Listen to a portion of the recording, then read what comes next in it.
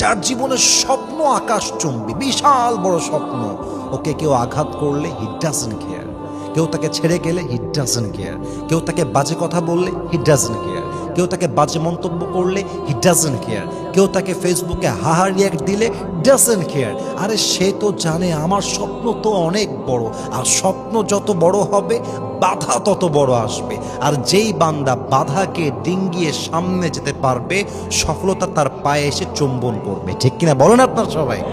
অতএব স্বপ্ন যদি বড় হয় আঘাত পাবেন বড়, স্বপ্ন যদি বড় হয় বেঈমানি হবে বড়, স্বপ্ন যদি বড় হয় কষ্ট পাবেন বড়, স্বপ্ন যদি বেশি হয়, স্বপ্ন যদি বিশাল হয় বাধা হবে বিশাল বড়। অতএব ভয় পেও না, বুক চিরে দাঁড়িয়ে যাও, আল্লাহর ভরসায় সাহসটা বাড়াও, আল্লাহর নামে আগুন জ্বালাও বুকে, সত্যের পথে চলো, সাহস রাখো মুখে। আরে ভয় পেলে চলবে না, রক্তে আগুন ধরাও, আল্লাহর সৈনিক তুমি সেই পতাকা উড়াও।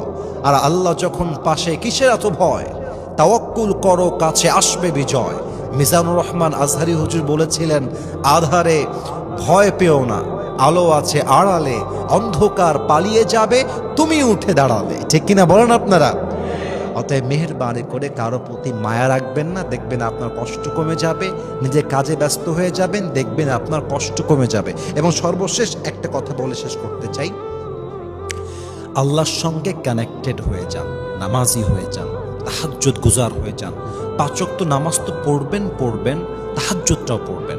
প্রত্যেক দিন 5 ওয়াক্ত নামাজের পরে কোরআন তেলাওয়াত করবেন, ফজরের পরে কোরআন তেলাওয়াত করবেন। মানুষের সম্পর্ক যত বেশি আল্লাহর সঙ্গে মজবুত হয়ে যায়, তার সম্পর্ক দুনিয়ার সঙ্গে তত বেশি কমে যায়। মানুষের সম্পর্ক আল্লাহর সঙ্গে যত বেশি স্ট্রং হয়ে যায়, দুনিয়ার প্রতি তার মায়া তত বেশি কমে যায়। নবীর প্রতি যার ভালোবাসা বেশি বেড়ে যায়, তার হৃদয়ে মানুষের প্রতি এক্সপেকটেশনটা তত কমে যায়। আল্লাহর কাছে যে চলে যায়, দুনিয়ার মায়ার থেকে সে দূরে চলে যায়, তখন তার কাছে একটা জিনিসই মনে হয়, আল্লাহ খুশি সব ঠিকঠাক, আল্লাহ নারাজ সব নষ্ট, আল্লাহ আছে সব আছে, আল্লাহ নাই কিছু নাই। অতএব যার মাথা কপাল সেজদায় ঝুঁকবে একমাত্র রবের সামনে, যার হাত উঠবে তাহাজ্জুদের জায়নামাজে, যার জবান দিয়ে কোরআন তেলাওয়াত হবে প্রত্যেক নামাজের পরে, এই বান্দাকে পৃথিবীতে এমন কোনো বাপের বেটা নাই যে বাপের বেটা এই বান্দার মনে আঘাত দিয়ে কষ্ট দিয়ে ভেঙে দিবে। কারণ এই বান্দার মনে মানুষের জায়গা নেই, এই বান্দার মনে জায়গা আছে এক রবের জন্য। তিনি কে?